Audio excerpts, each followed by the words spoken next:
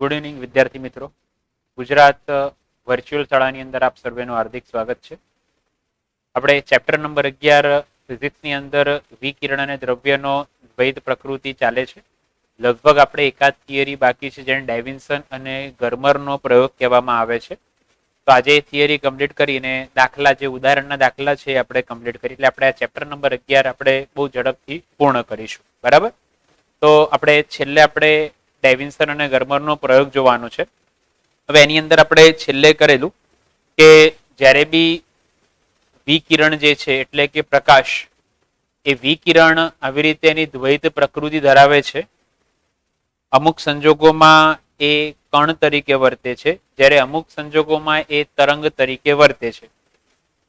તો સામે દ બ્રોગલી એવી પરિકલ્પના કરેલી કે સામે આની અંદર કુદરતનો એક નિયમ હોય ને કુદરત આના પ્રત્યે સીમિત જ હોય, બરાબર, સિમેટ્રિકલ હોય.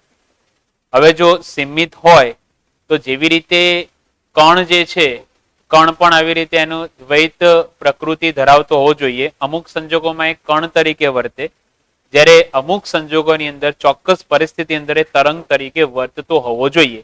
અને એના ઉપર દ બ્રોગલી પોતાની પરિકલ્પના માટે લેમ્ડા બરાબર h/p સૂત્ર પણ એને છેલ્લે સમજાવેલું.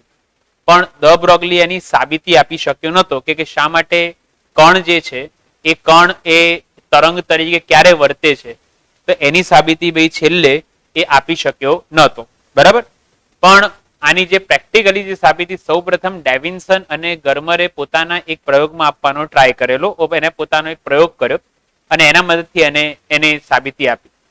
પણ ધ્યાન આપજો, અહીંયા આગળ ડાયવિન્સન અને ગર્મરનો જે પ્રયોગ છે, સમજો ભાઈ, ડાયવિન્સન અને ગર્મરનો જે પ્રયોગ હતો એ પ્રયોગ જે છે ને પ્રકીર્ણન અંગેનો પ્રયોગ કરતા. ડાયવિન્સન અને ગર્મર એ સ્કેટરિંગ, પ્રકીર્ણન અંગેનો પ્રયોગ કરતા હતા. પરંતુ આની અંદર એમને અચાનક જ જે કહેવાય કે આ પરિણામ એમને એવી રીતે સાબિત કર્યું કે ભાઈ, કે જેમ કહેવાય ને કે આપણે પ્રયોગ બીજો કરતા હતા પણ સાબિત બીજું થઈ ગયું. બરાબર. કોઈ પણ શોધ એવી રીતે આકસ્મિક રીતે સાબિત થયેલું છે. તો ડાયવિન્સન અને ગર્મર જે છે ને સ્કેટરિંગ, પ્રકીર્ણન અંગેનો પ્રયોગ કરતા હતા, પણ એના ઉપરથી એમને એવું પરિણામ મળ્યું તો ઇલેક્ટ્રોન એક પોતે કણ છે, પણ ઇલેક્ટ્રોનને જો સ્કેટરિંગ ચોક્કસ પ્રકારના વિસ્થિતિમાનથી પ્રવેગિત કરીએ ત્યારે, ચોક્કસ પ્રકારના વિદ્યુત સ્થિતિમાન વડે પ્રવેગિત કરવામાં આવે ત્યારે, તો ત્યારે ઇલેક્ટ્રોન પણ એક તરંગ તરીકે વર્તે છે. આવું એમને આકસ્મિક રીતે સાબિત કર્યું. ઓકે. તો આ જે ડાયવિન્સન અને ગર્મરે જે સાબિત કર્યું એના પહેલા દ બ્રોગલી પોતાની કલ્પના રજૂ કરેલી, પણ એની જોડે કે સાબિતી આ લોકોએ ડાયવિન્સન અને ગર્મરે આપેલી. તો આપણે એ જે પ્રયોગ હતો એ પ્રકીર્ણન અંગેનો પ્રયોગ હતો. તો આપણે પ્રયોગની અંદર તમે જુઓ કે આકૃતિ આપણે અહીંયા આપેલી છે. આ ડાયવિન્સન અને ગર્મરનું આપણે એક સાધન હતું. બરાબર. ડાયવિન્સન ગર્મરે જે પોતાનો પ્રયોગ કર્યો એની અંદર એની સાધનની અંદર શું હતું તો સમજો. અહીંયા આગળ એફ લખેલો છે એટલે ફિલામેન્ટ છે. બરાબર. સમજો ભાઈ, આ એફ જે છે, એફ એટલે શું છે ભાઈ? ફિલામેન્ટ છે. ફિલામેન્ટ એટલે આપણે કેવી રીતે આપણે બલ્બની અંદર જે ટંગસ્ટન જો આવે છે ફિલામેન્ટ, એ તાર હોય એવી રીતે અહીંયા ફિલામેન્ટ હોય છે. આ ફિલામેન્ટનું જોડાણ અહીંયા એલટી, એલટી એટલે કહેવાય ભાઈ લો ટેન્શન, બરાબર, નીચું વિદ્યુત સ્થિતિમાનનો તફાવત. અહીંયા આગળ આપણે એક બેટરી જોડેલી છે જેનું વિસ્થિતિમાનનો તફાવત નીચું છે એટલે ઓછું છે. બરાબર. એના વડે અહીંયાથી આને ઇલેક્ટ્રોન એટલે આની અંદર પ્રવાહ પસાર કરવામાં ફિલામેન્ટમાં. ફિલામેન્ટમાં પ્રવાહ પસાર કરી એટલે ધ્યાન આપજો ભાઈ, ફિલામેન્ટમાં પ્રવાહ પસાર કરી એટલે એની અંદર એ ફિલામેન્ટ ગરમ થાય અને ગરમ થવાથી એની અંદર ઇલેક્ટ્રોનનું ઉત્સર્જન થાય. બરાબર. તો અહીંયા આગળ તમે જોઈ શકો છો એલટી એટલે કે લો ટેન્શન, આમાંથી આ પ્રવાહ પસાર કર્યો અને પ્રવાહ પસાર કરવાથી, બરાબર, પ્રવાહ પસાર કરવાથી અહીંયા આગળ ફિલામેન્ટ ગરમ થયો એટલે અહીંયા આગળ ઇલેક્ટ્રોનનું ઉત્સર્જન થયું. જેવી રીતે બલ્બમાંથી આપણે ફિલામેન્ટ હોય ને એમાંથી પ્રવાહ પસાર કર્યો એટલે ગરમ થાય ને એમાંથી પ્રકાશ સ્વરૂપે એનું ઉત્સર્જન થાય. તો એ જ વસ્તુ અહીંયા છે. તો અહીંયાથી આવી રીતે ભાઈ આ ઇલેક્ટ્રોન અહીંયાથી ઉત્સર્જાયા. હવે આ તમે જુઓ, આ ઇલેક્ટ્રોનને આપણે અહીંયાથી નળાકારમાંથી પસાર કરવામાં આવે છે. આ એક નળાકાર છે એટલે આખી ઇલેક્ટ્રોનની કિરણાવલી બને. સમજો. હવે આનું જોડાણ છે ને અહીંયા આગળ HT. તમે જુઓ અહીંયાથી આનું જોડાણ હાઈ ટેન્શન. HT એટલે આપણે લખાય ભાઈ હાઈ ટેન્શન અને LT એટલે લખાય લો ટેન્શન. એટલે આનું જે જોડાણ જે છે ને આપણે હાઈ વોલ્ટેજ સાથે કરેલું છે. બરાબર. આનું જોડાણ જે છે આપણે હાઈ ટેન્શન એટલે કે અહીંયા આગળ HT સાથે કરેલું છે. એટલે ઇલેક્ટ્રોન અહીંયાથી ઉત્સર્જન પામ્યા આ નળાકારમાંથી પસાર થાય એટલે ઇલેક્ટ્રોનની એક કિરણાવલી બની, ઇલેક્ટ્રોન એક જ દિશામાં ગયા, એ કોણ કામ કરે? નળાકાર કામ કરે. હવે આ નળાકારમાં જ્યારે પસાર થશે એટલે હાઈ ટેન્શનમાંથી આપણે પસાર કરીએ અને યોગ્ય વોલ્ટેજ આપીએ તો વોલ્ટેજ આપવામાં આવે તો એને ઉર્જા મળે, બરાબર, અને ઉર્જા મળવાથી આ ઇલેક્ટ્રોન પ્રવેગિત થશે. હવે આ જે અહીંયાથી આ પ્રવેગિત થયેલા ઇલેક્ટ્રોન જે છે, અહીંયા આગળ નિકલનો ટુકડો રાખેલો હતો એ લોકોએ, બરાબર, નિકલના ટુકડા ઉપર આ પ્રવેગિત થયેલા ઇલેક્ટ્રોન જેનો વેગ બહુ વધારે હોય એ આની ઉપર અથડાય. હવે આ અથડાય, હવે અથડાઈને અલગ અલગ દિશામાં જશે, પણ એ કઈ દિશામાં જશે ને કયા એંગલે જશે એ આપણે એનું નોંધવું હોય. અહીંયાથી ઇલેક્ટ્રોનની કિરણાવલી બની ગઈ, કિરણાવલી બનતા નિકલના ટુકડા ઉપર એને આપાત થયું, આપાત થયા બાદ અલગ અલગ દિશામાં અલગ અલગ એંગલ સાથે જવાના છે, બરાબર. હવે અલગ અલગ એંગલ સાથે જશે એટલે અહીંયા એની જોડે રાખેલું ડિટેક્ટર, બરાબર, શું રાખેલું છે ભાઈ? ડિટેક્ટર રાખેલું છે. આ ડિટેક્ટર આ ઇલેક્ટ્રોનને કેપ્ચર કરે એટલે પોતાની અંદર ઇલેક્ટ્રોન દાખલ થાય. ઇલેક્ટ્રોન દાખલ થશે એટલે અહીંયા આગળ જે છે ને ભાઈ એક ગેલ્વેનોમીટર રાખેલું હતું, એ ઇલેક્ટ્રોન એ વાહકમાંથી પસાર થશે એટલે આપણને પ્રવાહ મળે, અને પ્રવાહ મળે એના ઉપરથી આપણે નંબર ઓફ ઇલેક્ટ્રોન I બરાબર ભાઈ Q બાય T અને Q બરાબર Ne/T, તો આપણને એવું ખબર પડે ભાઈ કે નંબર ઓફ ઇલેક્ટ્રોન એ આટલા એંગલે અહીંયા આગળ ઇલેક્ટ્રોન ગયા છે, બરાબર. આપણને કોઈ ઇલેક્ટ્રોન દેખી શકતા નથી, પણ કેવી રીતે ખબર પડે કે આની જોડે ઇલેક્ટ્રોન અથડાયા બાદ અલગ અલગ એંગલે જશે એટલે આ ડિટેક્ટર છે ને અહીંયાથી આ સ્કેલ સાથે આમને આમ ફરતું હોય. જ્યારે ઇલેક્ટ્રોન ની અંદર કેપ્ચર થશે એટલે અહીંયાથી પ્રવાહ પસાર થાય, અને પ્રવાહ પસાર થશે એટલે આપણે કેટલા મૂલ્યનો પ્રવાહ પસાર થયો એના ઉપરથી n એટલે કે નંબર ઓફ ઇલેક્ટ્રોન આપણે શોધી શકાય કે ભાઈ કે આટલી દિશાની અંદર આટલા ઇલેક્ટ્રોન ગયા હશે, બરાબર. ક્લિયર? પડે ભાઈ ખબર એટલી વસ્તુ?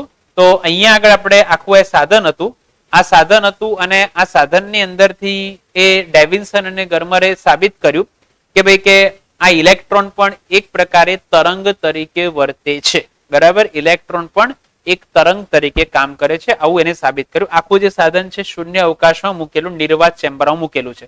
તો આખું આ સાધનનું ઇન્ટ્રોડક્શન હતું. આ ફિલામેન્ટ ઉપર બેરિયમ ઓક્સાઇડનું એ લોકોએ પડ ચડાવેલું હતું, બરાબર. બેરિયમ ઓક્સાઇડનું એ લોકોએ પડ ચડાવેલું હતું, એટલે આખું એની રચના બી ખબર પડી ગઈ, એનું કાર્ય બી ખબર પડી ગઈ તમને કે અહીંથી ફિલામેન્ટમાંથી આપણે એને ગરમ કરીએ, ફિલામેન્ટને, ઇલેક્ટ્રોન અહીંયાથી ઉત્સર્જન થાય, ઇલેક્ટ્રોન ઉત્સર્જન થશે એટલે નળાકારમાં દાખલ થશે, નળાકારમાં દાખલ થશે એટલે અહીંયા આગળ આપણે હાઈ ટેન્શન સાથે એનું કનેક્શન કરેલું છે. હાઈ ટેન્શન એટલે કે ઇલેક્ટ્રોનને પ્રવેગિત કરે એટલે નિકલના ટુકડા જોડે અથડાય, અને અથડાયા બાદ અલગ અલગ એંગલે જશે, અલગ અલગ એંગલે ગયા બાદ એ અહીંયાથી અથડાયેલ ઇલેક્ટ્રોન આને કેપ્ચર થાય ડિટેક્ટર વડે અને આપણને પ્રવાહ દર્શાવે ગેલ્વેનોમીટર, અને એ પ્રવાહ ઉપરથી ખબર પડે આટલા દિશામાં આટલા ઇલેક્ટ્રોન ગયા હશે. એટલે એ લોકો પ્રકીર્ણન અંગેનો પ્રયોગ કરતા હતા, અને એ લોકો પ્રકીર્ણન ખૂણો એટલે થીટા શોધ્યો, બરાબર. એ થીટા શોધ્યા બાદ એને નંબર ઓફ ઇલેક્ટ્રોનની એને શોધ કરી કે કઈ દિશામાં કેટલા ઇલેક્ટ્રોન ગયા હશે એની એ લોકો પ્રયોગનો અભ્યાસ કરતા હતા, બરાબર. આ એનો પ્રયોગ હતો. પણ પ્રયોગ દરમિયાન આ જે કહેવાય ને ભાઈ એ લોકોએ લેબોરેટરી અંદર હવાનો એક બાટલો રાખેલો તો ફાટી ગયો, અને ફાટી ગયો એટલે આ નિકલના ટુકડાની સપાટી છે ને ભાઈ ખરાબ થઈ ગઈ. હવે એ લોકો એની સપાટીને વ્યવસ્થિત કરવા માટે એમને હાઈ ટેમ્પરેચરે ગરમ કરીને અચાનક ઠંડો પાડ્યો, અને ફરી પાછો આ લોકોએ પ્રયોગ ફરી પાછો કર્યો, બરાબર. એટલે આ લોકો ભાઈ એની અંદર પેલા નિકલના ટુકડાની જે સપાટી હતી એ ખરાબ થઈ, એને સુધારવા માટે એ લોકોએ વધારે ટેમ્પરેચરે ગરમ કરીને ઠંડો પાડ્યો, બરાબર. અને ઠંડો પાડ્યા બાદ આખો પ્રયોગ પ્રકીર્ણન અંગેનો પ્રયોગ ફરી પાછો કર્યો. તો એમને એવું જાણવા મળ્યું કે ઇલેક્ટ્રોનની એ લોકોએ તરંગ લંબાઈ શોધી, અને એ તરંગ લંબાઈ એક્સરે, બરાબર, એક્સરે ની તરંગ લંબાઈ જેટલી મળી. એક્સરે શું છે? એક પ્રકારના તરંગો છે. તો ઇલેક્ટ્રોનની તરંગ લંબાઈ જો એક્સરે ની તરંગ લંબાઈ જેટલી મળતી હોય, ઇલેક્ટ્રોનની તરંગ લંબાઈ જો એક્સરે ની તરંગ લંબાઈ જેટલી મળતી હોય તો ઇલેક્ટ્રોન આ સંજોગોની અંદર પણ તરંગ તરીકે કામ કરે છે એવું આપણે કહી શકાય, બરાબર. કારણ કે ઇલેક્ટ્રોન પોતે એક પાર્ટિકલ છે, કણ છે. ઇલેક્ટ્રોન પોતે શું છે? કણ છે. પણ જો તમે આ નિકલના ટુકડાને હાઈ ટેમ્પરેચરે ગરમ કરીને એકદમ ઠંડો પાડવામાં આવે તો અહીંયા આગળ આપણે એવું સાબિત કરી શકાય કે નિકલની આ ઇલેક્ટ્રોન જે છે એક તરંગ તરીકે પણ વર્તે છે. એટલે આપણે અહીંયા સાબિત થઈ ગયું જેવી રીતે વિકિરણ એક કણ તરીકે વર્તે છે ફોટો ઇલેક્ટ્રિક અસરની અંદર, તો એ જ વસ્તુ કણ પણ એ અમુક સંજોગોમાં તરંગ તરીકે વર્તે છે. તો આવી જે સૌપ્રથમ સાબિતી ડેવિન્સન અને ગર્મર નામના વૈજ્ઞાનિકે આપેલી હતી. ઓકે, પડી બે ખબર એટલી વસ્તુ. તો અહીંયા આગળ આ વસ્તુ તમારે યાદ રાખવાનું છે. ક્લિયર? તો આ જે કહેવાય ડેવિન્સન અને ગર્મરે આ પોતાની આ સાબિતી આપેલી હતી અને આના મદદથી એમને ઇલેક્ટ્રોનની તરંગ લંબાઈ શોધી. ચલો હવે અહીંયા આગળ આપણે ઇલેક્ટ્રોનની તરંગ લંબાઈ આપણે કેવી રીતે નક્કી કરી શકીએ તો સમજો. તો આપણે અહીંયા આગળ ઇલેક્ટ્રોનને આપણે અહીંયા આપીએ છીએ ભાઈ ગતિ ઉર્જા, બરાબર.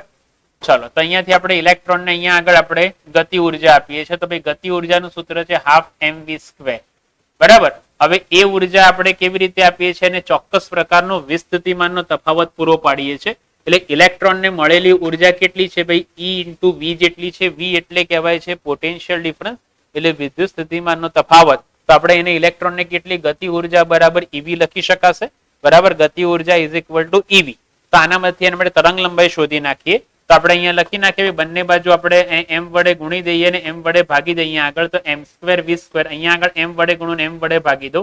તો માટે m² v² બરાબર આપણે લખી શકાય EV. અને આ શું થઈ જશે આપણે p² બરાબર અહીંયા લખી શકાશે ભાઈ p² upon 2m અને ઇઝ ઇક્વલ ટુ થઈ જશે આપણે EV. ક્લિયર? પડી ભાઈ ખબર એટલી વસ્તુ? તો માટે આના ઉપરથી આપણે વેગમાનનું સૂત્ર આવું મળી જશે p is equal two √2m અને EV લખી શકાશે, બરાબર. V એટલે વિસ્થિતિમાનનો તફાવત છે અને P બરાબર આપણે લખી શકાશે ભાઈ h upon લેમ્ડા. તો માટે h upon lambda is equal two 2m અને EV બરાબર. અને માટે lambda is equal to h upon √2m EV, બરાબર. તો આ જે કહેવાય એમને ડેવિન્સન અને ગર્મરે લેમ્ડા બરાબર h upon વર્ગમૂળમાં 2m EV સૂત્ર મેળવ્યું. અહીંયા આગળ એ લોકોએ h ની કિંમત મૂકી દીધી. m એટલે માસ ઓફ ઇલેક્ટ્રોન, ઇલેક્ટ્રોનનું દળ મૂક્યું અને E એટલે ઇલેક્ટ્રોનનો વિદ્યુતભાર. તો એના મદદથી એમને ભાઈ એ લોકોને તરંગ લંબાઈનું સૂત્ર આટલું મળેલું આ ઇલેક્ટ્રોન માટે ભાઈ 1.227 અને ભાગ્યા √v અને એ હતું નેનોમીટરમાં હતું, બરાબર. એ લોકોને આ સૂત્ર મળ્યું. અહીંયા આગળ માસ ઓફ ઇલેક્ટ્રોન તમે આની અંદર કિંમત મૂકો. માસ ઓફ ઇલેક્ટ્રોન એટલે કે ઇલેક્ટ્રોન દળ 9.1 × 10⁻31 E બરાબર 1.6 × 10⁻, અહીંયા 19 મૂકો તો અમને આ સૂત્ર મળ્યું. હવે એ લોકોને એવું જાણવા મળ્યું કે તમે 54 વોલ્ટ રાખો. આમ તો એ લોકોએ પ્રયોગ કરેલો 44 વોલ્ટ થી લઈને 68 વોલ્ટની વચ્ચે એ લોકોએ વિદ્યુત સ્થિતિમાનનો તફાવત પૂરો પાડેલો. પણ એમને એવું જાણવા મળ્યું કે 54 વોલ્ટ કેટલા ભાઈ? 54 volt. V is equal to 54 volt અને theta is equal to 50 degree. આના માટે એ લોકોને તીવ્રતા મહત્તમ મળી. હવે જો તીવ્રતા મહત્તમ મળતી હોય તો આ વોલ્ટેજ અને આ એંગલે વધુમાં વધુ ઇલેક્ટ્રોન પ્રકીર્ણન પામ્યા હશે, બરાબર. આ 54 વોલ્ટ અને 50 ડિગ્રીએ મેક્સિમમ ઇલેક્ટ્રોન પ્રકીર્ણન પામ્યા હશે. એ લોકો V બરાબર 54 તમે અહીંયા મૂકી દો એટલે એ લોકોને પ્રાયોગિક પરિણામની અંદર આવું મળેલું 0.167 નેનોમીટર હતું. અને જે થિયોરિટિકલ પરિણામ અને પ્રાયોગિક પરિણામ લગભગ બંધ બેસતું આવે છે. અને આ જે તરંગ લંબાઈ છે એક્સરે ની છે. પણ ક્યારે આવું મળ્યું? કામ કોણ કરે છે? અથડાય છે કોણ? ઇલેક્ટ્રોન. ઇલેક્ટ્રોન શું છે? પોતે કણ છે. ઇલેક્ટ્રોન શું છે? પોતે કણ છે. પણ તરંગ લંબાઈ એમને કોના ક્રમની મળી ભાઈ? ઇલેક્ટ્રોન કણ છે પણ તરંગ લંબાઈ કોની મળી? એક્સરે ના ક્રમની મળી. એટલે કણ કયા તરીકે વર્ત્યો આ સંજોગોની અંદર? એક તરંગ તરીકે વર્ત્યો. એટલે પેલી આપણે સંમિતતાની શરત હતી ને, દ બ્રોગલીએ કીધેલી કે વિકિરણ કણ બનતો હોય ફોટો ઇલેક્ટ્રિક અસરમાં, તો અહીંયા આગળ કણ પણ એક તરંગ તરીકે વર્તે છે. આવું એને પ્રેક્ટિકલી સૌપ્રથમ સાબિતી ડેવિન્સન અને ગર્મર નામના વૈજ્ઞાનિકે આ પ્રયોગ દ્વારા એને આપી હતી. તો એમને અહીંયા આગળ કણ માટે એ લોકોએ જ્યારે V વોલ્ટથી આપણે કણને પ્રવેગિત કરીએ છીએ ત્યારે એના તરંગ લંબાઈનું સૂત્ર એને રજૂ કરેલું 1.227 ભાગ્યા √v નેનોમીટર છે. અને આવી રીતે આપણે એની તરંગ લંબાઈની ગણતરી કરી શકાય છે, બરાબર. તો આવી જે સૌ પ્રથમ પ્રયોગ ભાઈ ડેવિન્સન અને ગર્મરે કરેલો અને પછી ત્યાર પછી સાબિત થયું કે તરંગ પણ એ કણ તરીકે તો વર્તે જ છે, પણ કણ પણ ચોક્કસ પરિસ્થિતિની અંદર તરંગ તરીકે વર્તે છે. અને કુદરતનો આ ચોક્કસ નિયમ છે અને એની અંદર સીમિતતા હોય. તરંગ કણ તરીકે વર્તે, કણ પણ તરંગ તરીકે વર્તે, પણ ચોક્કસ પરિસ્થિતિની અંદર. તો ફોટો ઇલેક્ટ્રિક અસરની સમજૂતી કણ દ્વારા આપી વિકિરણનો, તો અહીંયા કણ પણ એ તરંગ તરીકે વર્તે છે. તો આવી જે સૌ પ્રથમ સાબિતી ડેવિન્સન અને ગર્મર નામના વૈજ્ઞાનિકે આપેલી હતી, બરાબર. તો અહીંયા આપણે કોન્સેપ્ટ આપણે એવું ભણ્યા કે ભાઈ કે કણ પણ દ્વિપ્રકૃતિ ધરાવે અને તરંગ એટલે કે વિકિરણ પણ આવી દ્વિપ્રકૃતિ ધરાવે. વિકિરણ તરંગ હોય પણ કણ તરીકે ચોક્કસ સંજોગોમાં વર્તે. કણ પોતે કણ હોય પણ અમુક સંજોગોમાં ચોક્કસ પરિસ્થિતિમાં તરંગ બની. ઓકે, તો આવી જે આપણે બે કુદરતની અંદર સીમિતતા જ હોય છે, સિમેટ્રિકલ હોય છે.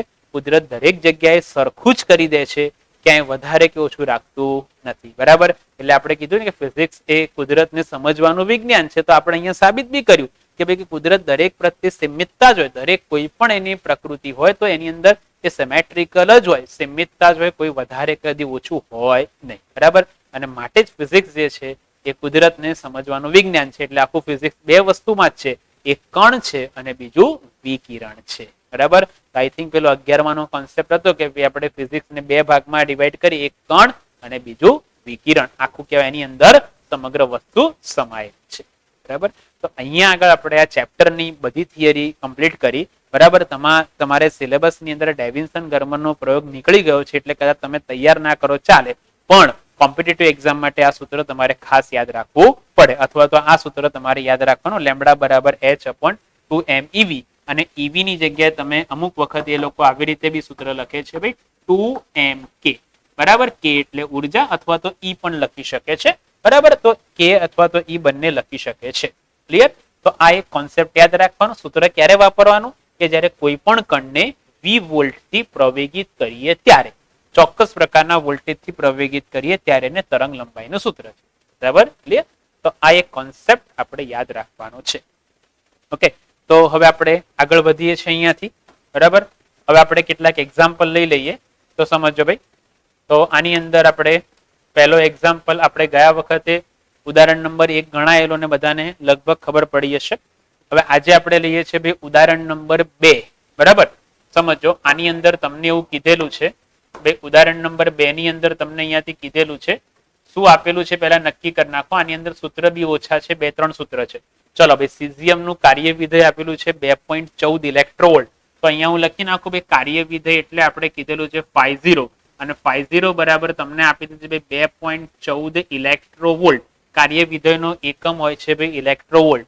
ચલો પહેલા ક્વેશ્ચન ની ભાઈ થ્રેશોલ્ડ આવૃત્તિ શોધો. બરાબર, ચલો ભાઈ થ્રેશોલ્ડ આવૃત્તિ. થ્રેશોલ્ડ આવૃત્તિ એટલે આપણે એને કહીશું ભાઈ ન્યુ 0. બરાબર, ન્યુ 0 શોધવાની છે.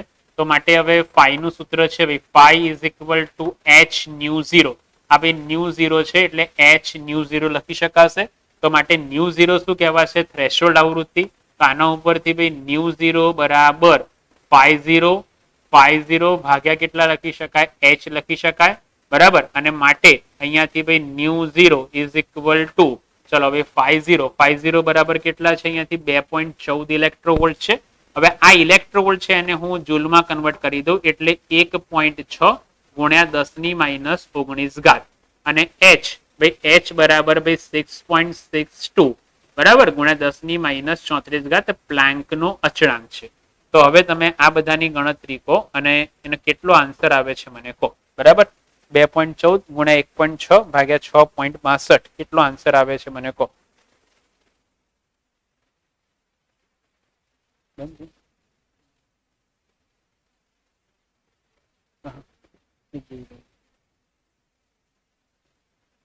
ચલો ભાઈ, હવે આનો આન્સર આવે છે ભાઈ 5.16 ગુણ્યા 10⁻14 ઘાત હર્ટ્ઝ. બરાબર, તો આનો આન્સર આવે છે ભાઈ 5.16 ગુણ્યા 10⁻16 ઘાત હર્ટ્ઝ. બરાબર, 10⁻14 ઘાત હર્ટ્ઝ આન્સર આવે છે. બરાબર, 10⁻14 ઘાત હર્ટ્ઝ. ક્લિયર? તો આ જે કહેવાય આ ન્યુ 0 આનો આન્સર છે. બરાબર, એની થ્રેશોલ્ડ આવૃત્તિ આવી જશે. બરાબર, આ થ્રેશોલ્ડ આવૃત્તિ. ક્લિયર? તો આ પહેલો ક્વેશ્ચન આન્સર થઈ ગયો. ચલો હવે એવી આપણે અહીંયા શોધવાનું છે. બીજો અહીંયા આપણને કીધેલું છે. ચલો હવે બીજો ક્વેશ્ચન આપણને પૂછેલો જો 0.60 વોલ્ટ નો સ્ટોપિંગ પોટેન્શિયલ. હવે સ્ટોપિંગ પોટેન્શિયલ એટલે આપણે લખી શકાશે V0 અને V0 બરાબર લખી શકાય 0.60 વોલ્ટ. બરાબર, તો ફોટો ઇલેક્ટ્રોનનો પ્રવાહ શૂન્ય બને. સ્ટોપિંગ પોટેન્શિયલ એટલે એક એવો સ્થિતિમાન કે જેના વડે ઇલેક્ટ્રોનનો પ્રવાહ શૂન્ય બને તો તેને સ્ટોપિંગ પોટેન્શિયલ કહેવાય. તો આપાત પ્રકાશની તરંગ લંબાઈ કેટલી? એટલે લેમ્બડા શોધવાનું છે. લેમ્બડા ઇઝ ઇક્વલ ટુ કેટલા? બરાબર, તો હવે આપણે ફોટો ઇલેક્ટ્રિક સમીકરણનો ઉપયોગ કરીએ અહીંયાથી. તો ભાઈ EV0 is equal to h nu minus phi. બરાબર. EV0 is equal to h nu minus phi એ ફોટો ઇલેક્ટ્રિક સમીકરણ છે અથવા કે ફાઈ 0. બરાબર. ચલો હવે અહીંયા આગળ ન્યુ નથી આપેલા અને તરંગ લંબાઈ શોધવાની છે એટલે ન્યુ બરાબર શું લખી શકાય ભાઈ એસસી બાય લેમડા લખી શકાય. બરાબર. આ ન્યુ ની જગ્યાએ આપણે લખી શકાય એસસી બાય લેમડા. બરાબર. હવે માટે આને આપણે ફાઈ 0 ને આપણે આ બાજુ લઈ દઈએ તો ભાઈ EV0 પ્લસ ફાઈ 0 અને is equal two HC upon lambda. તો માટે લેમડા ને હવે કરતા બનાવી દો તો lambda is equal two HC upon EV0 અને પ્લસ ફાઈ 0. બરાબર. હવે બધાની ખાલી કિંમત જ મૂકવાની છે. એટલે કિંમત મૂકો એટલે તમારો આન્સર આવી જશે. તો ચલો ભાઈ h ની વેલ્યુ છે ભાઈ 6.62 ગુણ્યા 10 ની માઇનસ 34 ઘાત અને c એટલે પ્રકાશનો વેગ શૂન્ય અવકાશમાં એટલે 3 ગુણ્યા 10 ની 8 ઘાત. બરાબર. હવે જુઓ અહીંયાથી આપણે EV0 એટલે એના વોલ્ટેજ આપણે લખી નાખીએ કેટલા ભાઈ 0.7. બરાબર. અને અહીંયાથી 0.60 ઇલેક્ટ્રોવોલ્ટ એટલે આપણે 0.60 E લખી નાખીએ અને ફાઈ 0 ની વેલ્યુ પણ આપી દીધી છે ભાઈ 2.14. બરાબર. આ પણ શેમાં છે ઈમાં છે. બંનેમાંથી ઈ કોમન કાઢી લો એટલે આપણે લેમડાનું તમને કેલ્ક્યુલેશન કરશું એટલે ભાઈ 6.62 અને અહીંયાથી ગુણ્યા 3 અને 34 માંથી 8 જશે એટલે 26. બરાબર. અને છેદમાં અહીંયા આવી જશે 0.60 વત્તા 2.14. બરાબર. એટલે આપણો અહીંયાથી આન્સર આવશે 2 પોઈન્ટ અને અહીંયાથી 6 ને 1 7 અને 2.74. આ ઈ ને આપણે કન્વર્ટ કરી એટલે ઈ ની કિંમત મૂકી એટલે 1.6 ગુણ્યા 10 ની માઇનસ 19 ઘાત. બરાબર. તો આ બધાની કેલ્ક્યુલેશન તમે કરો એટલે તમને આપાત પ્રકાશની તરંગ લંબાઈ મળશે. અહીંયા આગળ આપાત પ્રકાશની તરંગ લંબાઈ મળે છે ભાઈ 454 નેનોમીટર. તમે આની કેલ્ક્યુલેશન કરશો આની બધાની કેલ્ક્યુલેશન કરો એટલે કેટલા મળશે ભાઈ 454 ગુણ્યા 10 ની માઇનસ 9 ઘાત અને મીટર. પણ 10 ની માઇનસ 9 એટલે શું લખી શકાય ભાઈ 454 નેનોમીટર લખી શકાશે. એટલે એનો આન્સર આવે છે ભાઈ 454 નેનોમીટર. બરાબર. તો અહીંયા આગળ તમે જોઈ લો સ્ટોપિંગ પોટેન્શિયલ આપેલો હતો. સ્ટોપિંગ પોટેન્શિયલ ઉપરથી આપણે શું શોધ્યું તરંગ લંબાઈ શોધી કેવી રીતે ફોટો ઇલેક્ટ્રિક સમીકરણનો ઉપયોગ કર્યો. EV0 is equal to h nu minus phi 0. અહીંયા આગળ મેં ન્યુ બરાબર c બાય લેમડા નો ઉપયોગ કર્યો. c બાય લેમડા મૂક્યા. બરાબર. અને અહીંયાથી મેં લેમડાને કરતા બનાયા. આ બંનેને ઇલેક્ટ્રોવોલ્ટ ઈ કોમન કાઢે એની કિંમત મૂકી. બરાબર. ક્લિયર. તો આવી રીતે આની અંદર ખાલી સૂત્રનો ઉપયોગ કરીને દાખલો ગણવાનો છે. ઓકે.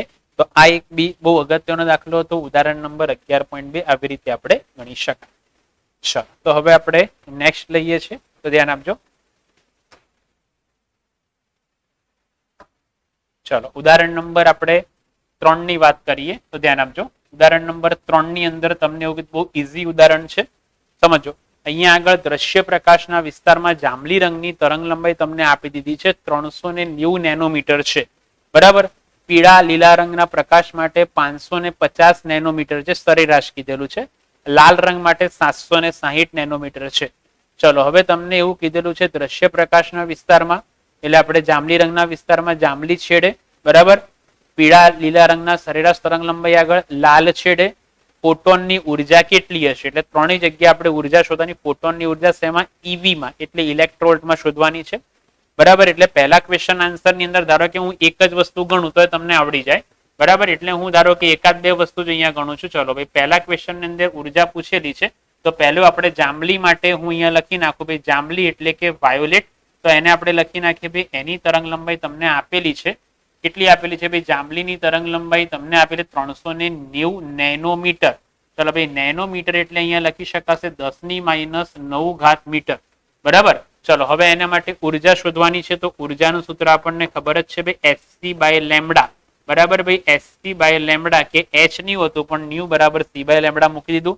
હવે તમે આને આ ઉર્જા જે આવશે ને જૂલમાં આવશે પણ આપણને પૂછેલી છે ઇલેક્ટ્રોવોલ્ટમાં એટલે કઈ નહીં કરવાનું આને ભાગ્યા ઈ કરી દેવું.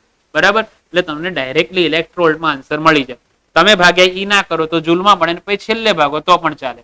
તો આની અંદર આપણે કિંમત જ મૂકવાની છે. હવે ભાઈ કે 6.62 ગુણ્યા 10 ની માઇનસ 34 ઘાત અને c બરાબર છે 3 ગુણ્યા 10 ની 8 ઘાત અને અહીંયા આગળ ઈ ની કિંમત આપણે મૂકવાની તો આપણે ડાયરેક્ટ આન્સર ઇલેક્ટ્રોવોલ્ટમાં આવી જશે એટલે 1.6 ગુણ્યા 10 ની માઇનસ 19 ઘાત અને લેમડા વી એટલે વાયોલેટ અને એનો આન્સર છે ભાઈ 390 ગુણ્યા 10⁻⁹ બરાબર. તો આપણને અહીંયા વાયોલેટ માટેની ઉર્જા આપણને ઇલેક્ટ્રોવોલ્ટમાં મળી જશે. તમે એની કેલ્ક્યુલેશન કરશો એટલે તમારો આન્સર આવી જશે. તો આની ખાસ આપણે કેલ્ક્યુલેશન તમારે કરવાની છે એટલે તમને ઇલેક્ટ્રોવોલ્ટમાં આન્સર મળશે. બરાબર. તો આ જે કહેવાય કે ટૂંકી તરંગ લંબાઈ માટે લગભગ એનો આન્સર આપણને મળે છે 3.19 ઇલેક્ટ્રોવોલ્ટ મળે છે. બરાબર. કેટલો મળે છે ભાઈ? 3.19 ઇલેક્ટ્રોવોલ્ટ મળે છે. બરાબર. 3.19 ઇલેક્ટ્રોવોલ્ટ આનો આન્સર તમને અહીંયા મળે છે. ઓકે, કેટલો મળે છે ભાઈ? 3.19 ઇલેક્ટ્રોવોલ્ટ. આ કોના માટે? વાયોલેટ માટે. ચલો બીજા કોના માટે કીધું? પીળા લીલા માટે. તો અહીંયાથી હું લખી નાખું ભાઈ બીજા માટે આપણને એવું કીધેલું છે પીળા અને લીલા માટે. ચલો ભાઈ પીળા અને લીલા માટે આપણે ફરી પાછું એ સૂત્ર વાપરીશું. બરાબર. એ જ વાપરીશું સૂત્ર અહીંયાથી. તો ભાઈ E ઇઝ ઇક્વલ ટુ પીળા અને લીલા માટે આપણે લખી નાખીએ તો ભાઈ કે EY ઇઝ ઇક્વલ ટુ ફરી પાછું એ જ equation SC upon lambda yellow અને એને E વડે ભાગી દો. બરાબર. બધું કિંમત સરખી જ છે, ખાલી લેમ્બડાની કિંમત અહીંયા આગળ બદલાશે. તો લેમ્બડાની કિંમત આપણને એ લોકોએ આપેલી છે 550 નેનોમીટર. તો અહીંયા આપણે કિંમત મૂકી દો ભાઈ કે 6.62 ગુણ્યા 10⁻⁴ C બરાબર છે 3 ગુણ્યા 10⁸ બરાબર. લેમ્બડા યલો એ તમને કેટલી આપેલી છે? 550. બરાબર. એ તમને આપી દીધી 550 નેનોમીટર 10⁻⁹ અને અહીંયાથી આપેલું છે ભાઈ 1.6 અને ગુણ્યા 10⁻⁹. તો ભાઈ અહીંયા આગળ આપણે યલો નો આન્સર આવી જાય છે કે લગભગ 2 પોઈન્ટ સમથિંગ આન્સર આવે છે. બરાબર. એનો 2.26 ઇલેક્ટ્રોવોલ્ટ આન્સર આવે છે. બરાબર. કેટલા આવે છે ભાઈ? 2.26 ઇલેક્ટ્રોવોલ્ટ. આ કોના માટે આવી જશે? યલો માટે આવી જશે. હવે એવી જ રીતે ત્રીજો છેડ તમને કીધેલું છે. ત્રીજું પૂછેલું લાલ છેડે. બરાબર. ચલો ભાઈ લાલ છેડે એટલે કે ER રેડ માટે. તો એ જ વસ્તુ થશે SC બાય લેમ્બડા R અને E વડે ભાગી દો. બધી કિંમત આની અંદર મૂકીશું એટલે ER નો આન્સર આવે છે. બરાબર. અહીંયા આગળ લેમ્બડા R નો આન્સર આવે છે 1.64 ઇલેક્ટ્રોવોલ્ટ. બરાબર. આ 1.64 ઇલેક્ટ્રોવોલ્ટ છે. તો આ તમારે એનો પહેલા ક્વેશ્ચન આન્સર આવી ગયો. દરેક રંગ માટે એની તરંગ લંબાઈનો આન્સર આવી ગયો. વાયોલેટ માટે 3.19 ઉર્જા આવી, યલો એટલે કે પીળા લીલા રંગ માટે 2.26 ઇલેક્ટ્રોવોલ્ટ આવી અને રેડ માટે આવી ગઈ 1.64 ઇલેક્ટ્રોવોલ્ટ. આ ત્રણેયનો કલર માટેની ઉર્જા શોધેલી ઇલેક્ટ્રોવોલ્ટમાં. બરાબર. હવે બીજો ક્વેશ્ચન એ લોકોએ પૂછ્યો છે, પુસ્તક તમને આપેલું છે પહેલું, એની અંદર અલગ અલગ ધાતુના થ્રેશોલ્ડ એની અલગ અલગ ધાતુની વર્ક ફંક્શનના મૂલ્ય આપેલા છે. હવે વર્ક ફંક્શનના મૂલ્ય ઉપરથી આપણે નક્કી કરવાનું છે કોની અંદર ઇલેક્ટ્રોનનું ઉત્સર્જન થશે અને કોની અંદર ઇલેક્ટ્રોનનું ઉત્સર્જન નહીં થાય. બરાબર. ક્લિયર? તો હવે તમે સમજો કે આની અંદર આપણે અહીંયા લખી શકાય કે ક્યારે ઇલેક્ટ્રોનનું ઉત્સર્જન થાય. તો ઇલેક્ટ્રોનનું ઉત્સર્જન થાય. બરાબર. ઇલેક્ટ્રોનનું ઉત્સર્જન થાય એની શરત. બરાબર. ઇલેક્ટ્રોનનું ઉત્સર્જન માટેની શરત આપાત પ્રકાશની ઉર્જા જે છે, આપાત પ્રકાશની ઉર્જા એટલે hν, એનું મૂલ્ય વર્ક ફંક્શન કરતા, જે તે ધાતુના વર્ક ફંક્શન કરતા વધારે હોવું જોઈએ. બરાબર. વર્ક ફંક્શન કરતા આપણે એનું મૂલ્ય કેવું હોવું જોઈએ? વધારે હોવું જોઈએ. તો તમને અહીંયાથી આપણને અલગ અલગ ધાતુનું વર્ક ફંક્શન આપેલું છે. તો તમે જુઓ કે સોડિયમનું વર્ક ફંક્શન છે 2.75 છે અને પોટેશિયમનું આપણને આપેલું છે 2.30 અને સીઝિયમનું છે 2.14. તમે જોઈ શકો કે તમારે ચેક કરવાનું કે તમારે એક કોષ્ટકની અંદર આ ત્રણેય ઉર્જા ચેક કરવાની. 3.19 કરતા જેનું બી આ 3.19 જે ઉર્જા છે કોના વડે? જાંબલી વડે. તો એના કરતા નીચે વર્ક ફંક્શન ધરાવતી ધાતુઓ કઈ છે? 3.19 આ આપાત ઉર્જા છે. એ ઉર્જા કરતા ઓછી ઉર્જા ધરાવતી ધાતુ એમાંથી શોધી નાખો તો મને 3 ધાતુ મળે છે. એક સોડિયમ મળે છે, એક સીઝિયમ મળે છે. બરાબર. એક કઈ મળી છે આપણને? સોડિયમ મળી છે, સીઝિયમ મળેલી છે અને એક પોટેશિયમ. આ ત્રણેયની ઉર્જા જે છે ને, સોડિયમ, પોટેશિયમ અને સીઝિયમની ઉર્જા 3.19 કરતા કેવી છે? ઓછી છે. બરાબર. કઈ કઈ ધાતુ? તો ભાઈ કે સોડિયમ છે. બરાબર. સોડિયમ, સીઝિયમ અને પોટેશિયમ, આની જે ઉર્જાનું જે મૂલ્ય જે છે એ 3.19 કરતા ઓછું છે અને માટે તમે જાંબલી રંગનો પ્રકાશ આના ત્રણેય ઉપર આપાત કરશો ને તો ત્રણેયમાંથી ઇલેક્ટ્રોનનું ઉત્સર્જન થશે. બરાબર. એટલે જાંબલી રંગનો પ્રકાશ આ ત્રણેય ધાતુમાંથી એ ઇલેક્ટ્રોનનું ઉત્સર્જન આપણને મળશે. બરાબર. ક્લિયર? ચલો તો હવે આપણે વાત કરીએ છીએ એવી રીતે તમે યલો ની વાત કરો. ચલો તો યલો વડે કોણામાં આપણને ઉત્સર્જન મળશે? તો ભાઈ યલો ની ઉર્જા કેટલી આપી? 2.26. તો 2.26 છે તે સીઝિયમનું વર્ક ફંક્શન છે ને, અહીંયા આગળ સીઝિયમનું વર્ક ફંક્શન જ 2.26 થી ઓછું છે. બાકી બધી ધાતુ છે ને એનું વર્ક ફંક્શનનું મૂલ્ય 2.26 થી વધારે છે. એટલે તમે પીળા રંગનો પ્રકાશ આપાત કરશો ને સીઝિયમ ઉપર તો ઉત્સર્જન મળશે, પણ સોડિયમ ઉપર આપાત કરશો ને તો ઉત્સર્જન મળશે નહીં. કારણ કે સોડિયમનું વર્ક ફંક્શનનું મૂલ્ય આ ઉર્જા કરતા વધારે છે, એટલે એ ઇલેક્ટ્રોન એને ગ્રહણ નહીં કરે. એ ઇલેક્ટ્રોનની ઉર્જા એના કરતા વધારે હોવાથી એ ઇલેક્ટ્રોન ધાતુમાંથી બહાર આવી શકશે નહીં. કારણ કે અહીંયા આગળ આ ઉર્જાનું મૂલ્ય એના વર્ક ફંક્શન કરતા કેવું છે? ઓછું છે. પણ સીઝિયમનું વર્ક ફંક્શન કરતા આનું મૂલ્ય વધારે, એટલે સીઝિયમમાંથી ઇલેક્ટ્રોનનું ઉત્સર્જન થશે. બરાબર. ચલો ત્રીજી વાત કરીએ તો ભાઈ રેડ ની અંદર, તો ભાઈ કે લાલ ની અંદર તમે જુઓ કે 1.64 છે. હવે 1.64 કોઈ ધાતુનું વર્ક ફંક્શન છે જ નહીં. બરાબર. એટલે જે કોષ્ટકની અંદર 1.64 કરતા ઓછું હોય વર્ક ફંક્શનનું મૂલ્ય, એવી તો કોઈ ધાતુ જ નથી. તો માટે આ રેડ રંગનો પ્રકાશ છે એકે ધાતુની અંદર ઇલેક્ટ્રોનનું ઉત્સર્જન કરાવશે નહીં. એટલે આપણે એક જ કોન્સેપ્ટ સાથે યાદ રાખવાનું છે. એક જ કોન્સેપ્ટ કયો હતો કે ભાઈ આપાત પ્રકાશની ઉર્જાનું મૂલ્ય, આપાત પ્રકાશની ઉર્જાનું મૂલ્ય ધાતુના વર્ક ફંક્શન કરતા, આપાત પ્રકાશની ઉર્જાનું મૂલ્ય ભાઈ ધાતુના વર્ક ફંક્શન કરતા વધારે હોવું જોઈએ. તો આપણને ઇલેક્ટ્રોનનું ઉત્સર્જન મળે, અને ના હોય તો ઇલેક્ટ્રોનનું ઉત્સર્જન મળી શકતું. ક્લિયર? આવડે એટલી વસ્તુ? બરાબર. ઓકે. તો આ એક કોન્સેપ્ટ આપણે યાદ રાખવાનો. અલગ અલગ તમને કોઈ બી તરંગ લંબાઈ આપે તો આ એક વસ્તુ તમારે યાદ રાખવાની છે. બરાબર. ક્લિયર? ચલો હવે નેક્સ્ટ એક્ઝામ્પલ લઈએ છે તો સમજજો ભાઈ. હવે જો ભાઈ આ એક એક્ઝામ્પલ ભાઈ ઉદાહરણ નંબર 11.4 કીધેલો છે. તો આની અંદર તમને એવું કીધું છે 5.4 × 10⁶ મીટર પર સેકન્ડની ઝડપથી ગતિ કરતો ઇલેક્ટ્રોન અને 30 મીટર પર સેકન્ડના ઝડપથી ગતિ કરતો 150 ગ્રામનો બોલ સાથે સંકળાયેલી ડી બ્રોગલી તરંગ લંબાઈ કેટલી હશે? ચલો દ બ્રોગલી તરંગ લંબાઈ શોધવાની છે. બરાબર. એટલે આપણે આની અંદર તમને એવું કીધું દ બ્રોગલી તરંગ લંબાઈ શોધો બંને માટે. તમે સમજો કે પહેલા હું લખી નાખું એ ઓપ્શન. તો આની અંદર એવું કીધું છે એની ઝડપ તમને આપી દીધી છે ભાઈ કે 5.4 અને ગુણ્યા 10⁶ મીટર/સેકન્ડ. બરાબર.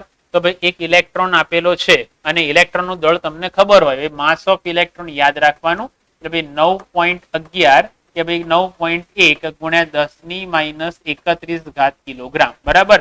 ચલો તો દ બ્રોગલી તરંગ લંબાઈ કેટલી? તો દ બ્રોગલી તરંગ લંબાઈનું સૂત્ર છે ભાઈ લેમ્બડા ઇલેક્ટ્રોન માટે તો ભાઈ h/p અને p બરાબર એટલે વેગમાન. તો શું મૂકી શકાય ભાઈ? mv. બરાબર. એનો વેગ તમને આપેલો છે. તો અહીંયા આપણે કિંમત મૂકી દઈએ બધાની. તો ભાઈ લેમ્બડા e બરાબર 6.62 ગુણ્યા 10⁻34. બરાબર. અને માસ ઓફ ઇલેક્ટ્રોન તમને આપેલું છે ભાઈ 9.11 ગુણ્યા 10⁻31 અને અહીંયાથી આપણે v એનો વેગ આપેલો છે ભાઈ 5.4 ગુણ્યા 10⁶. ઓકે. તો અહીંયા તમે જોયું લો કે અહીંયાથી આપણને ઇલેક્ટ્રોનની તરંગ લંબાઈ આપણને મળી જશે. તમે આની કેલ્ક્યુલેશન કરો તો ભાઈ ઇલેક્ટ્રોનને અહીંયા આગળ તરંગ લંબાઈ તમને મળે છે. ઝડપથી એની કેલ્ક્યુલેશન તમે કરો તો ભાઈ કે 0.135 નેનોમીટર મળે છે.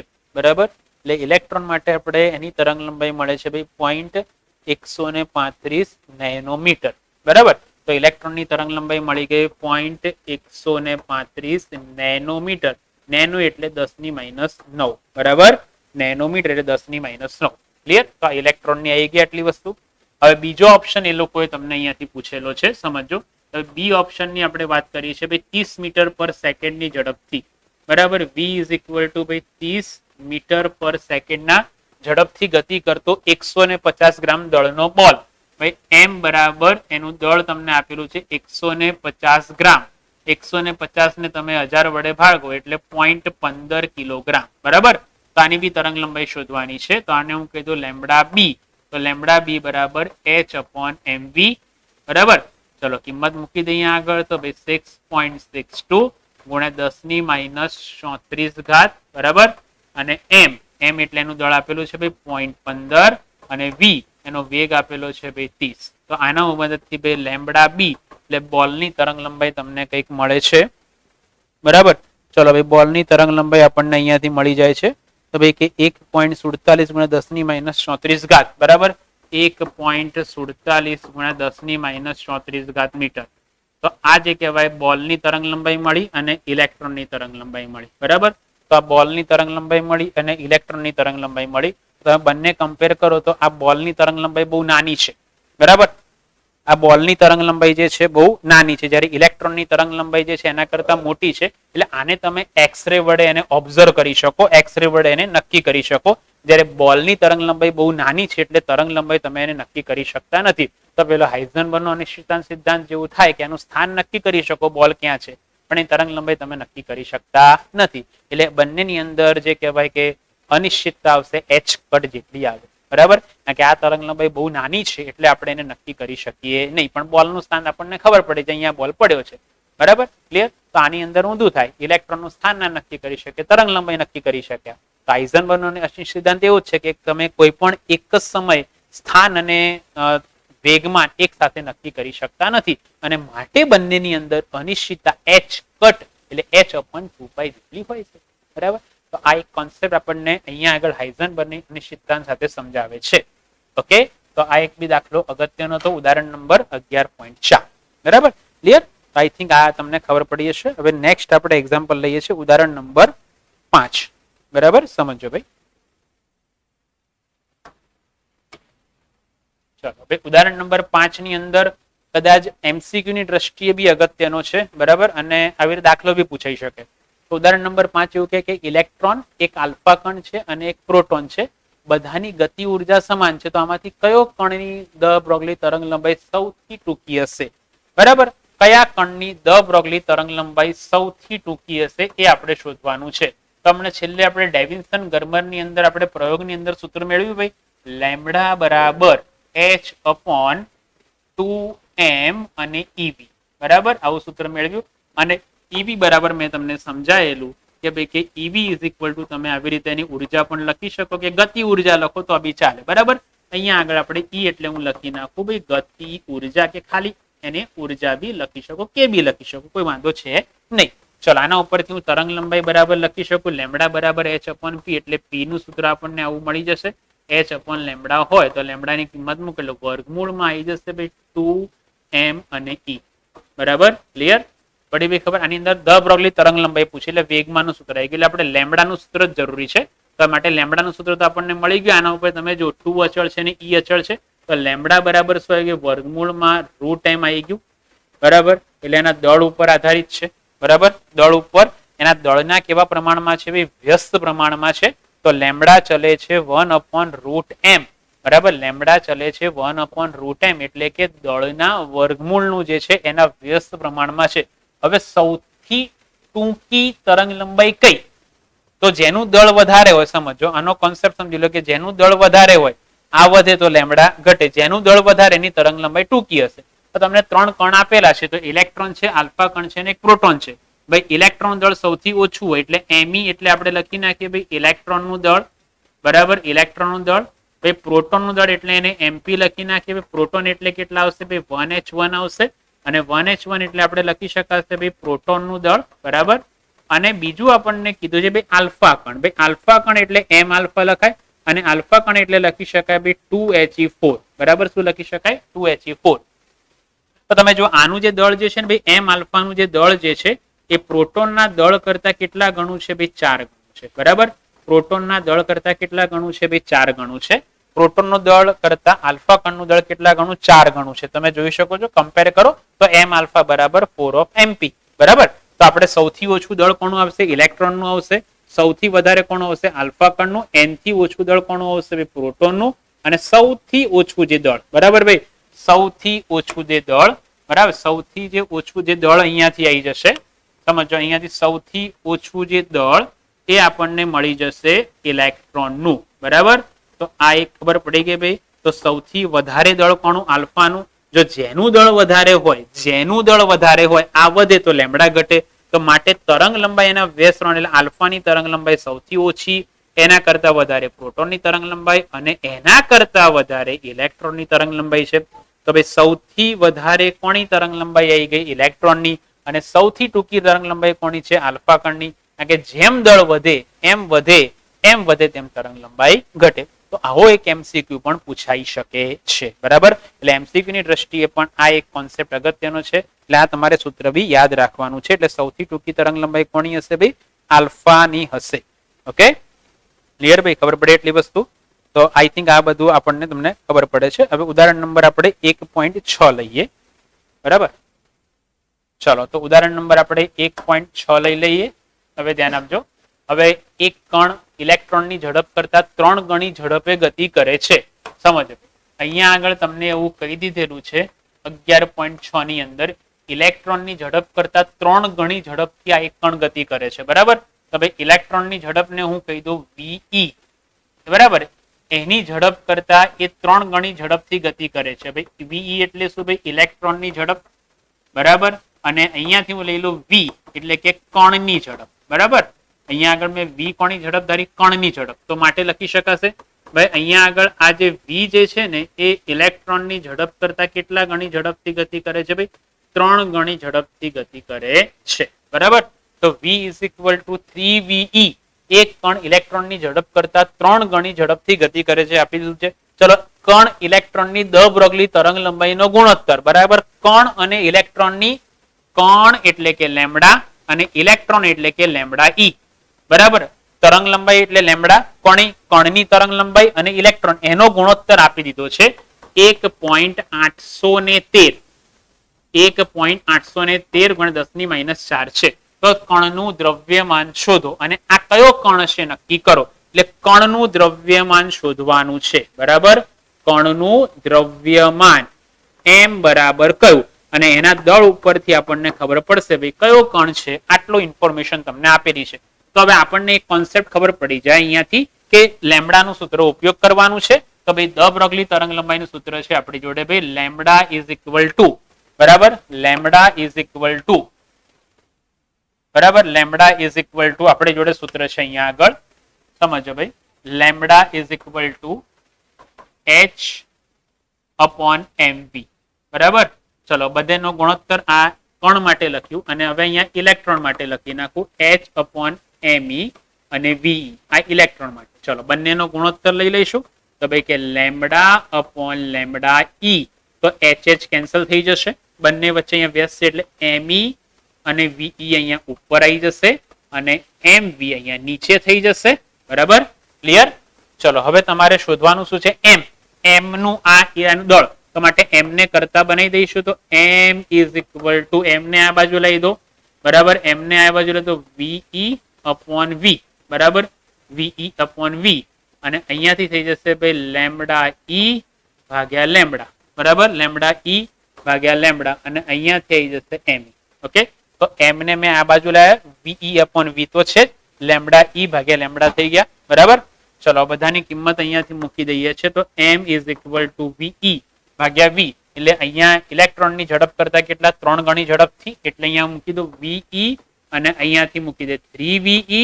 બરાબર, ચલો હવે આનો ગુણોત્તર તમે જુઓ, લેમ્ડા ભાગ્યા લેમ્ડા ઈ આપેલો છે પણ અહીંયા વ્યસ્ત છે. બરાબર, તો આપણે એને છેદમાં મૂકવું પડશે. 1/1.813 1/813 ગુણ્યા 10⁻⁴ અને માસ ઓફ ઇલેક્ટ્રોન એ 9.1 ગુણ્યા 10⁻31. બરાબર, ક્લિયર? તો તમે જો અહીંયા આગળ આ vev કેન્સલ થઈ જશે. બરાબર, તો અહીંયાથી આપણે m ઇઝ ઇક્વલ ટુ અહીંયા મૂકી શકાય ભાઈ 9.1 ગુણ્યા 10⁻31. ક્લિયર? ચલો અને ભાગ્યા 3 1.813 ગુણ્યા 10⁻⁴. તો હવે આની ગણતરી તમે કરો એટલે m આપણને મળી જશે. બરાબર, તો ઝડપથી આની ગણતરી કરી નાખો કેટલા m આવે છે તમે જોઈ લો. બરાબર, m કેટલા આવે છે તમે ખાસ ચેક કરી લેજો. તો ભાઈ m ઇઝ ઇક્વલ ટુ આપણને કેટલા મળે છે? m અહીંયા આપણને મળે છે ભાઈ 1.675. બરાબર, 1.675 અને ગુણ્યા 10⁻⁻27 કિલોગ્રામ. બરાબર, આટલું એનું દળ મળ્યું. તો તમે નક્કી કરી શકો કે આ દળ કોનું આવે છે? તો કે પ્રોટોન નું આવે છે કે ન્યુટ્રોન નું હશે. તો આપેલો કણ કયો હશે? પ્રોટોન હોઈ શકે અથવા ન્યુટ્રોન હોઈ શકે. બરાબર, કારણ કે એ દળ કાં તો પ્રોટોન નું છે કાં તો ન્યુટ્રોન નું છે. એટલે આના ઉપરથી આપણે અહીંયાથી દળ નક્કી કર્યું. તો ભાઈ કાં તો પ્રોટોન હોઈ શકે કાં તો કોણ હોઈ શકે? ન્યુટ્રોન આની અંદર હોઈ શકે. બંનેમાંથી કોઈ એક પણ અહીંયા હોઈ શકે. બરાબર, ક્લિયર? તો આ એક બહુ અગત્યનો એક્ઝામ્પલ હતો. આવી રીતે આપણે ગણી શકાય. બરાબર, ક્લિયર? તો હવે એક ખાલી છેલ્લો જ એક્ઝામ્પલ બાકી છે. આપણે સૂત્ર તમને સમજાવી દઈએ, એ સૂત્રો ઉપર તમે ગણી શકો છો. બરાબર, છેલ્લો 7મો એક્ઝામ્પલ છે ભાઈ. 100 વોલ્ટના વિસ્તૃતિમાંના તફાવત વડે પ્રવેગિત થયેલા ઇલેક્ટ્રોનને સંકળાયેલ દર પ્રવેગની તરંગ લંબાઈ કેટલી? તો હમણાં છેલ્લે સૂત્ર આપણે તાર્યું, lambda is equal to h/2 mev. આના ઉપરથી બધાની કિંમત મૂકેલી એટલે લગભગ આપણે 1.227 બરાબર, અને છેદમાં √v સૂત્ર મળતું હતું. આ નેનોમીટરમાં હતું સૂત્ર. બરાબર, એટલે છેલ્લે આ સૂત્ર ડેવિન્સન અને ગર્મરના પ્રયોગની અંદર આપણે ડિરાઈવ કર્યું 1.227 ભાગ્યા √v અને નેનોમીટર. તો બસ આમાં કિંમત મૂકી દો. લેમ્બડા બરાબર 1.227 નેનો. નેનો એટલે કેટલા? 10⁻⁹ અને v બરાબર છે અહીંયાથી 100. બરાબર, v બરાબર કેટલા? 100. 100 એટલે આપણે લખી શકાશે અહીંયાથી 1.227 ભાગ્યા 10⁻⁹ અને 100 નું વર્ગમૂળ 10. તો માટે આપણો આન્સર આવી જશે 1.227 ગુણ્યા 10 બરાબર 10 ની આઘાત ઉપર જશે એટલે -1 એટલે -10 મીટર, અને આ એંગસ્ટ્રોમ કહેવાય. બરાબર, ક્લિયર? તો 1.227 તમે એને એંગસ્ટ્રોમ લખી શકો. ક્લિયર? તો આ એક આવી રીતે વોલ્ટેજ આપે તો ડાયરેક્ટ આ સૂત્ર તમારે ઉપયોગ કરવાનું છે. ક્લિયર? તો આપણે અહીંયા આગળ આપણે એક્ઝામ્પલ અહીંયા આપણે કમ્પ્લીટ કર્યા. કાલે કદાચ આપણે સ્વાધ્યાયના 1-2 દાખલા જે અગત્યના છે લઈ લઈશું અને પછી આપણે નવું ચેપ્ટર ચાલુ કરીશું. ત્યાં સુધી આ વિડીયો વારંવાર જુઓ, લાઈક કરજો, શેર કરજો. બરાબર, તમારા મિત્રોને પણ કહેજો. અને ફરી પાછા આવતીકાલે 4:15 વાગે ફરી પાછા જોડાઈ જજો.